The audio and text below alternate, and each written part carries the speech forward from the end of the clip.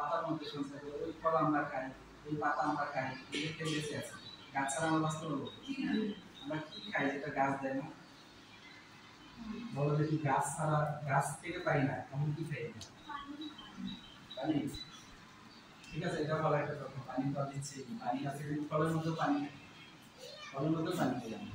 আর কি? মাছ, মাছের শরীরে পানি আছে। মাছ তো গাছ থেকে পাই না, তো ঠিক কথা বলছে। কিন্তু মাছ বেঁচে থাকে কি দিয়ে?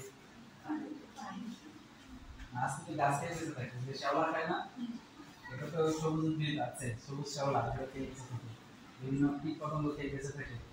আরো চিন্তা করো, হ্যাঁ ঠিক হচ্ছে তো, মাছ তো গাছ না, তাই না? এটা একটা পয়েন্ট, এরকম চিন্তা করবো, তবে এটা খুবই চিন্তা করলে খুব কম পাবো। বেশিরভাগ ক্ষেত্রেই গাছের সহযোগিতা আমাদের প্রয়োজন।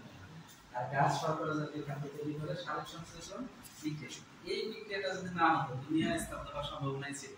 কারণ অক্সিজেন ছাড়া কিন্তু দম বন্ধ হয়ে সবাই মরে যেত। গাছও মরে যেত। গাছও কিন্তু দিনের বেলা রাতের বেলা অক্সিজেন গ্রহণ করে, দিনের বেলা ব্যতিক্রম, কিন্তু রাতে তো অক্সিজেন গ্রহণ করে, গাছও মরে যেত। বুঝছো বিষয়টা? সালোক সংশ্লেষণের গুরুত্ব আমাদের পরিবেশের জন্য, আমাদের বেঁচে থাকার জন্য, পৃথিবী টিকে থাকার জন্য খুবই দরকার।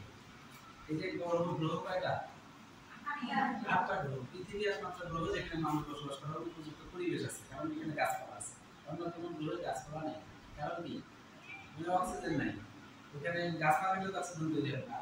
পরিবেশগুলো এতটা উত্তপ্ত, তুমি ধীরে ধীরে ছাই হয়ে যাবে। শুধুমাত্র মঙ্গল গ্রহ আশা করা যাচ্ছে যে মঙ্গল গ্রহের পরিবেশটা কিছুটা ভালো, যেটা এরকম হওয়ার সম্ভাবনা নেই। অন্য গ্রহে যাওয়া সম্ভবই না, মানে গেলে এরকম পুরো ছাই হওয়ার মতো অবস্থা থাকতে পারে। অতিরিক্ত গরম, আলাদা প্রোটেকশন নিয়ে, অক্সিজেন নিয়ে, অন্যান্য সব ব্যবস্থা নিয়ে যেতে হবে।